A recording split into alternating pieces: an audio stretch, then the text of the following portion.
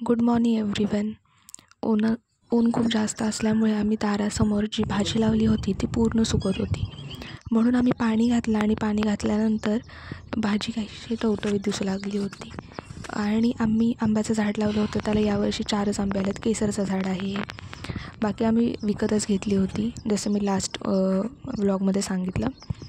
आणि पाणी दिल्यानंतर जी भाजी दिसत होती ती एकदम भारी होती. हा त्याचा फोटो. देन आज ठरवलं होतं की देवाऱ्यातले देव सगळे एकदम व्यवस्थित धुवायचे, साफ करायचे आणि मग पूजा करायची.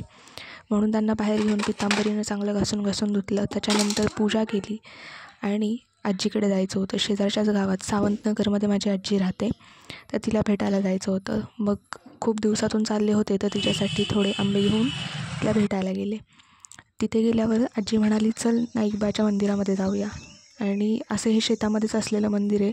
आजूबाजूचं वातावरण खूप शांत होतं. तिथे जाऊन मला व्हिडिओ काढायचे होते, पण म्हणजे इच्छाच नाही झाली. मग थोडे व्हिडिओ काढले आणि येताना संकष्ट चतुर्थी असल्यामुळे गणपती बाप्पाचं दर्शन घेतलं आणि घरी आले तर आता काम भरपूर पडलेलं होतं. मग घरामधले पडदे काढले आणि ते धुवायला टाकले मशीनला. आणि मी हे जे पाईप होत्या त्या हे करत होते, घासत होते.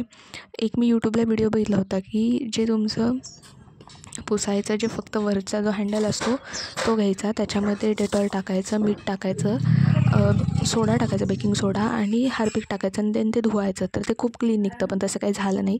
जसं होतं तसंच ते एंडला पण होतं. त्याच्यानंतर 1:15च्या दरम्यान आम्ही जेवण केलं. दुपारच्या दरम्यान खूप जोराचं वारं सुटलं होतं, सगळीकडे नुसते माती होती. मग मी घरात आले आणि माझे जे प्रोडक्ट संपलेले होते, म्हटलं त्याचा व्हिडिओ काढावा. पण असताना आपण जे ठरवतो ते तसं कधी होतच नाही.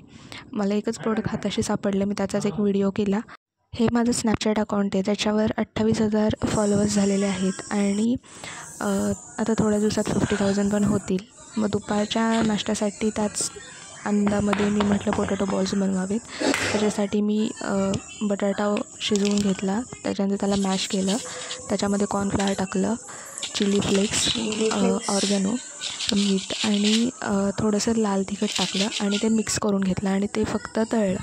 खूप छान असं नाही का स्नॅक्स टाईम आपण म्हणतो तसं ते रेडी झालं होतं. मग चहासोबत आम्ही सगळ्यांनी ते खाल्लं. आणि संध्याकाळच्या जेवणासाठी मग भाजी नीट करायची होती तांदळीची. तर माझ्या ज्या मामा आहेत माझे, जे त्यांच्या शेतामध्ये तांदळी, पालक अशा खूप साऱ्या भाज्या लावलेल्या आहेत, तर तिथलीच भाजी मम्मीनं आणली होती. तर तीच मग भाजी नीट केली. आणि त्याच्यानंतर माझ्याकडं करायला सच काहीच नव्हतं. मग लेक्चर बघत बसले होते आणि मी त्याचा काही व्हिडिओ काढलेला नाही आहे. जे काय आहे ते हेच आहे.